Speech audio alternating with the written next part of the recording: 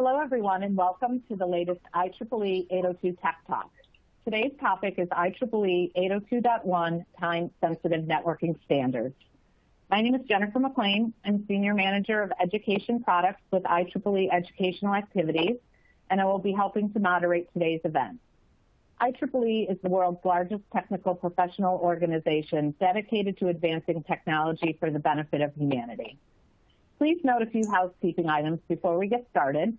At the bottom of your screen are engagement tools that are resizable and movable, so you can move them around to make the most out of your dashboard space. If you have questions for today's panelists, you can submit them through the Q&A widget on your screen, or click the purple Q&A icon at the bottom of the screen, and we'll answer as many questions as time allows. If you click the green resources icon at the bottom of your screen, you'll find more information about IEEE 802 standards and past and future virtual events. Finally, the on-demand link for today's Tech Talk will be emailed to all registrants approximately 2 hours after we finish. And if you'd like to tweet about this event, please use the hashtag IEEELearn. Our panelists today are Paul Nikolic and Glenn Parsons.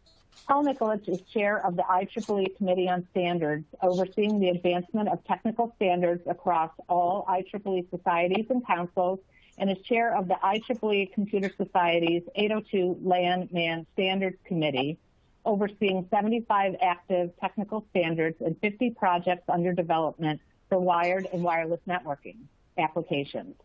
Glenn Parsons leads standard strategy and policy, including network architecture for 5G transport networks at Ericsson.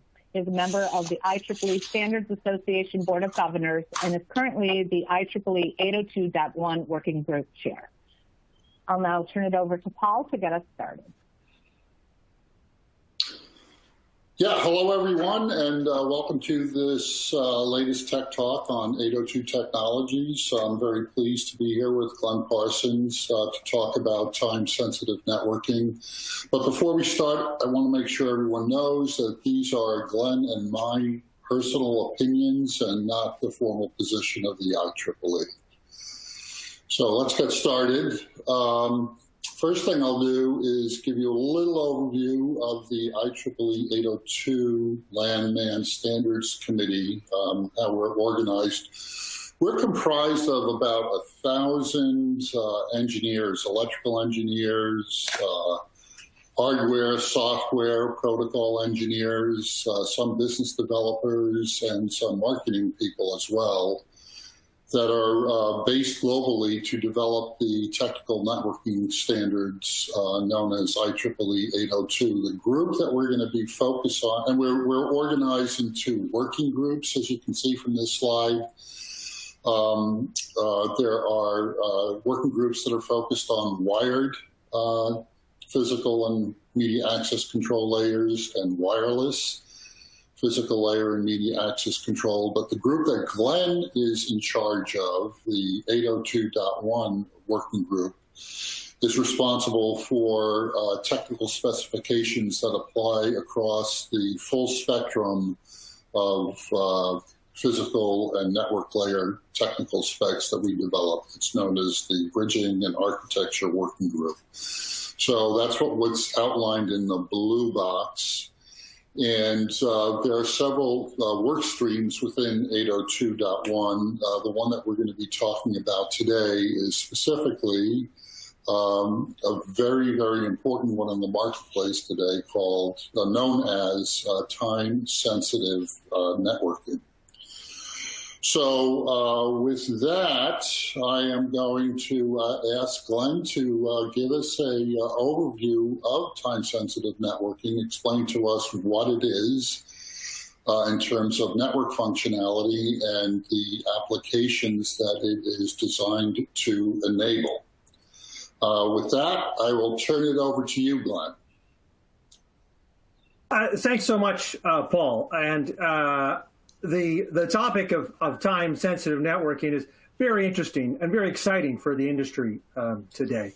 What we see is that deterministic data transfer, which is packet delivery with an agreed time window. And if you see on the next chart here, Paul, this agreed time window is without loss or delay. And now in traditional networks, so traditional best effort networks like Ethernet, for example, packets take much more time to some packets, not all of them, but some of them take a lot more time to be delivered due to network congestion, buffer overloads, and various issues with the switches and such in the network. But Ethernet and Ethernet networks are the natural choice for many applications because of its characteristics, one of them being simplicity and another being lower cost. And so by adding this feature of deterministic data transfer, that is, delivering the right packet at the right time, TSN can be used in application areas, various application areas like industrial networking, where stringent network demands exist. And so what we have in the 802.1 working group with time-sensitive networking, or TSN, is a set of standards that we're developing and have developed to enable this deterministic delivery of data in a packet-based network.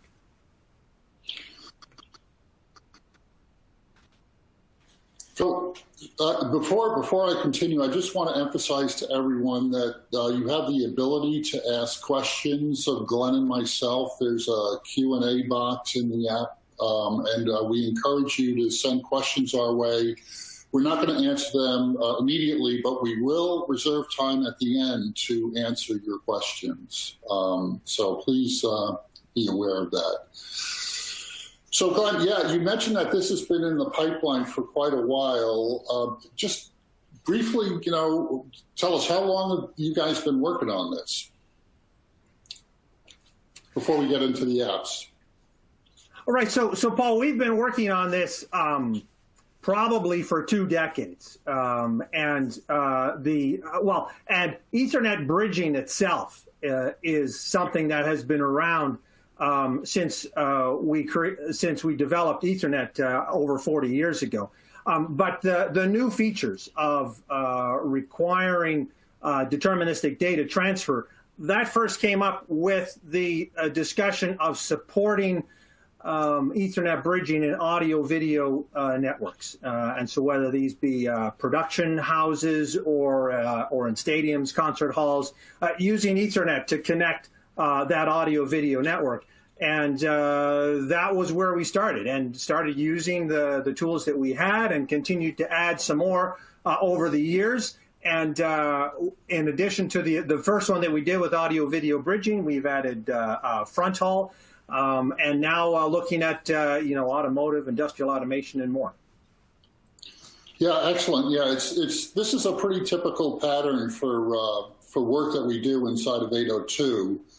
Is we'll start off on a particular set of features to enable, and then continue to enhance it, literally for decades. So it's just it's a pretty impressive achievement for the organization overall, and specifically for the work that you're leading. So Glenn, tell us about some of these applications you mentioned, and how does time-sensitive networking apply in their particular cases? Right. So TSN is a horizontal technology, and so what we've been doing within the 802.1 working group is to take that additional effort to make it more accessible to the various industries. So I just mentioned audio-video bridging, where we started, but what we've been doing is creating additional profiles of TSN to ensure that the application to those various markets is clear. But we've done that with the help of those experts in those vertical industries, with each one of them bringing their own use cases and requirements and specific identification of components within their needs from what we have in the TSN tool set. And so, as I mentioned, we started this, nearly 2 decades ago with audio-video bridging, and we're expanding into a number of spaces as we see here. Industries such as industrial automation, automotive, aerospace, and more. And I guess just to drill into a couple of them here, industrial automation, for example, and industrial automation probably could include, the oil and gas and water and similar fields here. The point is that these networks are so-called operational technology networks, or OT instead of IT networks that most people are familiar with. And these are used to control and automate the machinery in these networks. So whether they be, robots or, safety shut-off valves or, various sensors and such. But these require a guarantee that the control messages, and especially the ones regarding to, shutting things off or making sure that a robot doesn't bump into something, these control messages are delivered within a bounded latency.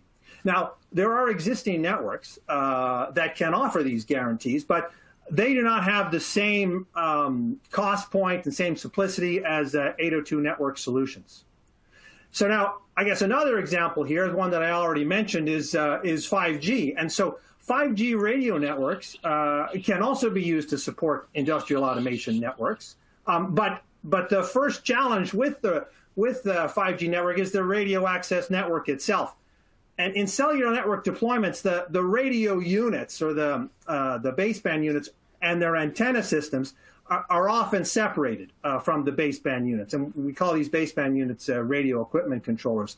And this separation typically in the current deployments or in previous deployments has just been radio analog signals, so RF signals, and only point-to-point fiber could meet the stringent jitter and delay requirements of this analog RF signal. But by allowing the fronthaul connection to be Ethernet and using TSN features, it lays the foundation for service providers to deploy Ethernet networks and carrier Ethernet networks, and even protecting their existing investments that they have in Ethernet transport equipment, while also providing that deterministic network to address the stringent fronthaul requirements and also carry backhaul over the same network using these features. Glenn, very interesting. Tell me, these time-sensitive networks, do they have to be under the control of a single entity? Like, is it a single user that deploys the network and they're moving their proprietary network, their proprietary control network over into a standardized network? Or can these networks be owned by multiple entities? So the way that the standards are evolving, and certainly the way that it originally was with Ethernet and Ethernet bridging, is fully plug and play, and so that you don't need a controlling entity. And so a plug and play, you just sort of, it plugs together and it works using the control mechanisms that exist.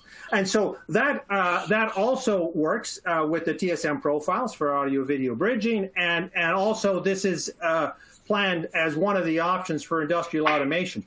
However, in some scenarios, the preference, and for some use cases like 5G, the preference is that the network is engineered, and so that there's a controller that is handling the setup of the network, sort of by request or by provisioning, and those features will show up in industrial automation. And so we have these options for either a centralized network controller or a distributed. And so it will really depend on the use case of what the customer would like to deploy.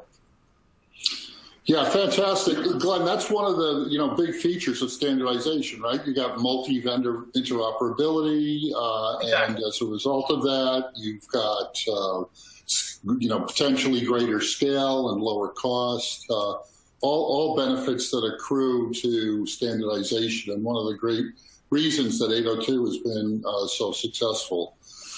So moving on, talking about operating over multiple domains, the two big domains are wired and wireless. Does TSN apply over both of those media?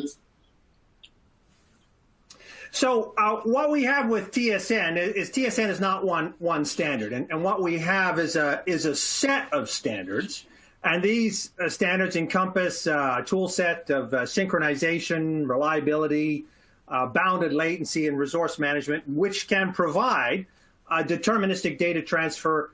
We originally specified that for Ethernet packet networks, and is the enabling technology when extending packet networks over wireless. So the intention here is that we're starting with a wired network when we designed a TSN, but the use case, I mean, those value propositions of deterministic data transfer, very much desirable in a wireless network as well.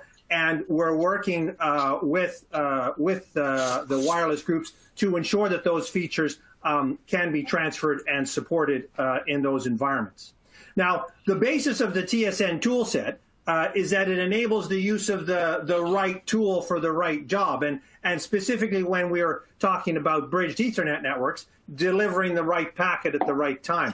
And this is achieved by the TSN profile standard, of which several are listed here, selecting the base TSN standards, or TSN tools is what we've been calling them, to be used from the TSN tool set, and specifying how to use them in a given vertical.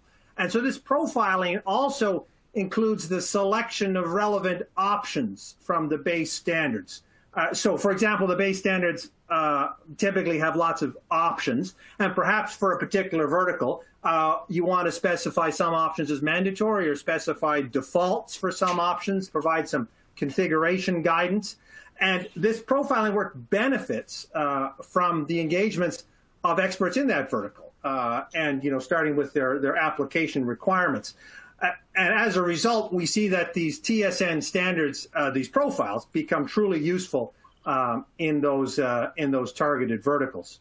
And the TSN profiles, I mean, the conclusion here is that they specify a solution that meets the application requirements, initially for Ethernet networks, and we're expanding that to wireless networks, and providing the details on how to use the relevant parts of the TSN components, TSN toolset, with standards-based devices. Very good, Glenn. So tell me, the TSN group, you need to be determining what the requirements are for these profiles from the end user's perspective. How do the end users provide input into your group to ensure that their use cases and requirements are enabled by your standards? And so for existing projects, the ones that we have underway, like industrial automation or aerospace or automotive, we have projects for those underway, and the experts in those verticals, they come with contributions and tell us about the specific requirements, the specific use cases, the potential differences in that particular vertical. It's interesting that, after a lot of discussion, perhaps the verticals are really a lot alike in their requirements. But in any case, we get that in contributions. Now, if there's a new topic area that we haven't focused on yet, then that's something that would also be contributed. But we have a new work group that we call NENDICA for our next generation activities, and this is where we would see proposals, again, contributions of, let's start work on a profile for a new area that we don't already cover. So there are many ways to get those inputs. So how difficult is it for somebody to come in and start contributing to 802? Is there some special path that you need to take before you're allowed to present? What's the protocol there? There's no special path. Well, the only special path is that you have to know that there's a meeting. We have 6, I guess, regular sessions per year, but we also, because of the COVID era, we have weekly web conferences as well. So there's a lot of meetings that are available, and you can find them on our website. And you just need to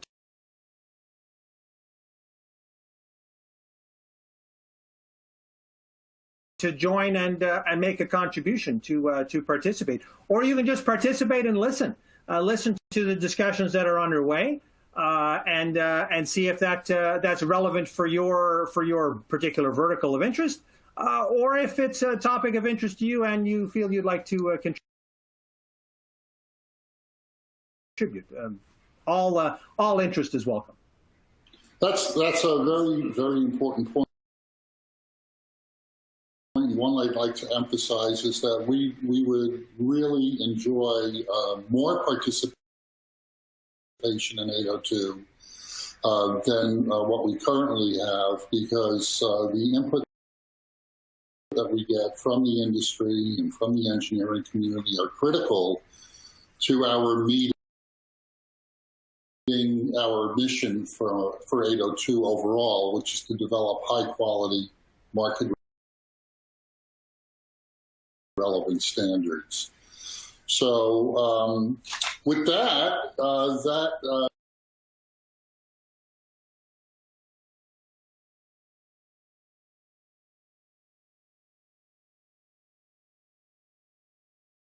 brings us to the end of the presentation portion. Thanks for a great overview of time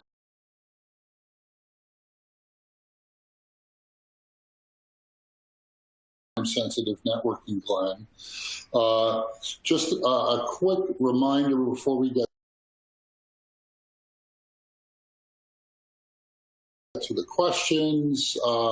This Tech Talk series is going to be running. There's basically two chunks this year. For the remainder of the year, I won't go into the details, but we're similar to what Glenn and I have done. We're going to treat at a high level some of these subjects over fiber, single pair Ethernet, wireless specialty networks, and coexistence. So Glenn, we're going to go to the questions. I've got an interesting question here. Is there any relation between time-sensitive networking and URLLC? And I used to know what that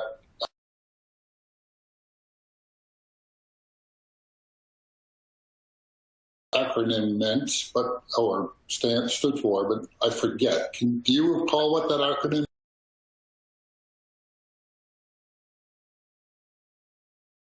is?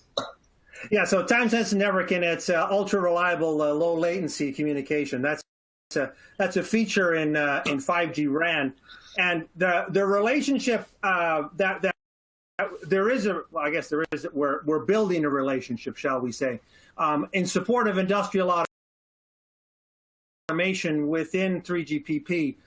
There's a new feature called the time-sensitive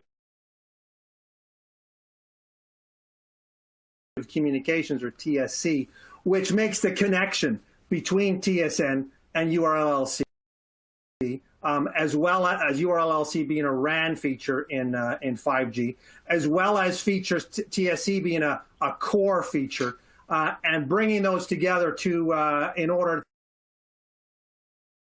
that 5G can support effectively be a TSN network to connect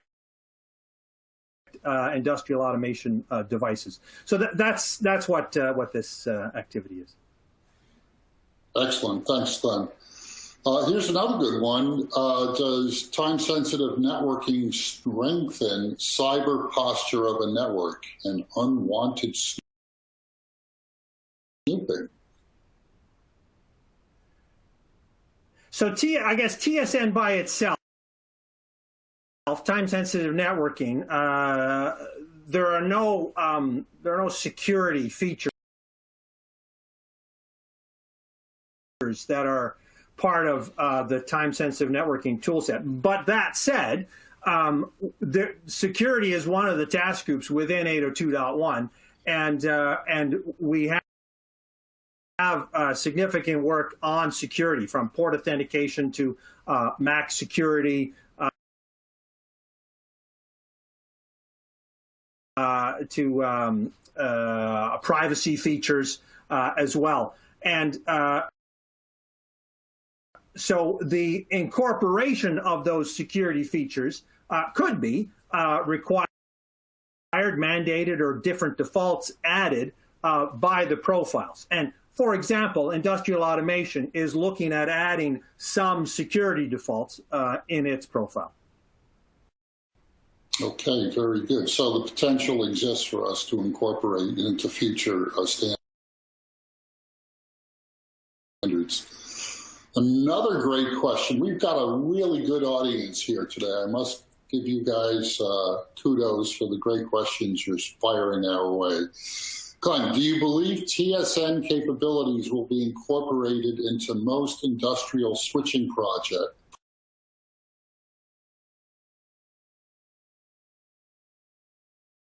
products, or do you see it being a premium feature only available on higher-end switching gear, similar to the way Profinet IRT is only supported on a subset of industrial switching gear? So the positioning for TSN is that it would be supported for that vertical. And so, for example, what we've seen in audio-video bridging is that there are numerous switches from the typical switching companies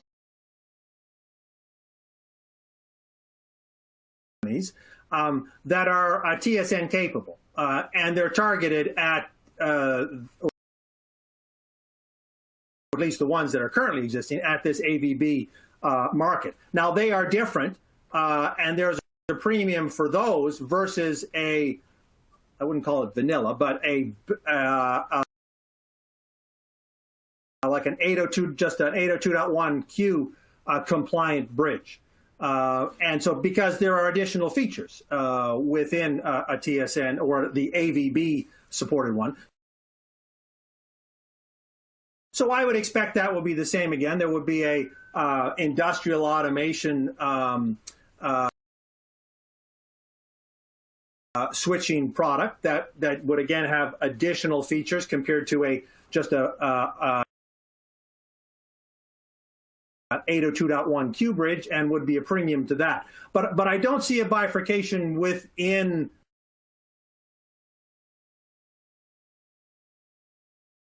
the vertical. So each vertical would have switches that perhaps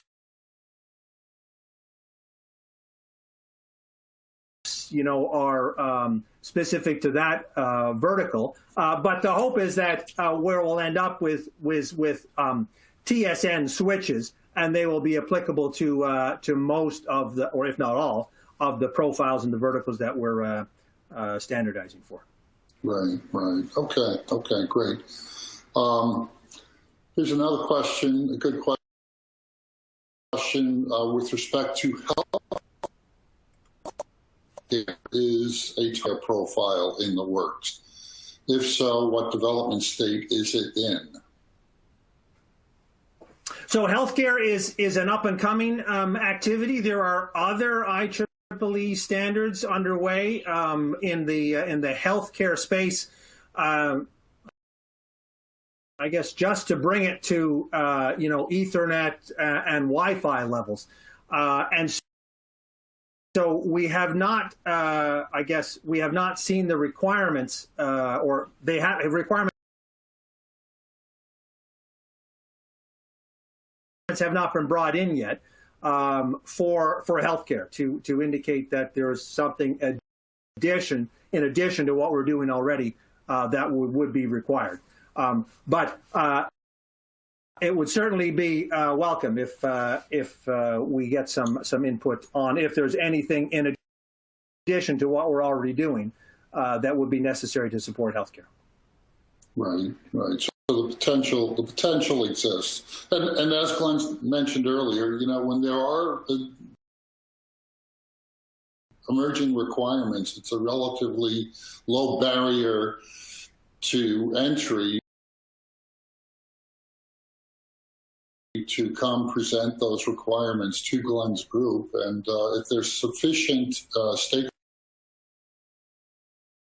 interest, we'll kick off a project. That's right. Another good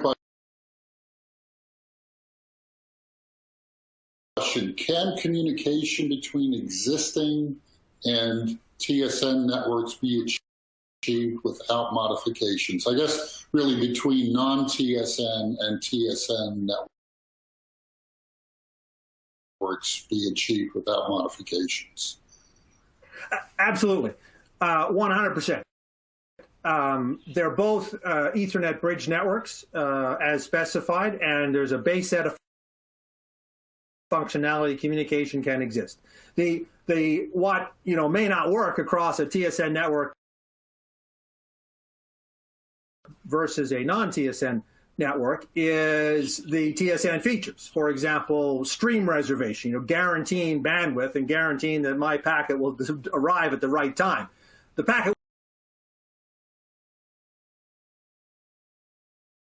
will arrive, but maybe not at the right time, with some delay and jitter if it's then, if it's bridged into a network that doesn't support TSN. Right. Right. Okay. Here's a good one. Is 802.1 a viable platform for wireless specialty networking? I guess the person means TSN flavor of 802.1, a viable platform for wireless specialty networking. And I'm going to interpret that to mean, say, for instance, smart utility networks.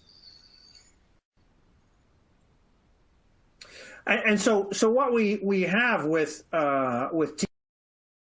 TSN is a framework, a tool set that allows deterministic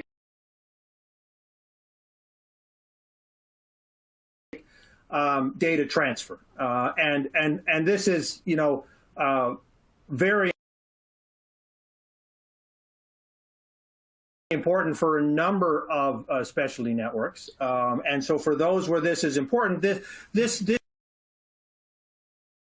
would be certainly a useful addition, and just as it would be a useful addition in 802.11, and 802.11 has added some features to support some of our TSN features from timing and stream reservation, and those would be likely useful as well in wireless specialty networks. And we are working with 802.15 to identify what specific pieces would be useful to make that connection, and what 802.15 can add to their various to specific ones, whether it's 15.6, 15.3, 15.4, to support TSN. Right, right. Yeah, no, we're trying to be as flexible as possible within 802, to enable these capabilities to be distributed across all 802 networks. Here's a question, which can Ethernet standards be modified for the streaming services? Glenn, in my view, I mean, that's exactly what TSN has done. I mean, you've, putting in, bounded latency to facilitate better streaming capabilities. Am I right in that regard? Well, that's right. And so what we've added into the tool set is a feature called stream reservation. And this is where on the Ethernet level, you can reserve bandwidth within a certain latency across a certain number of hops in an Ethernet network. And we've added some features, and there's features in development in 802.11, so that can be extended over 802.11 as well. And so yes, we have done this already. Excellent. All right, I'm going to have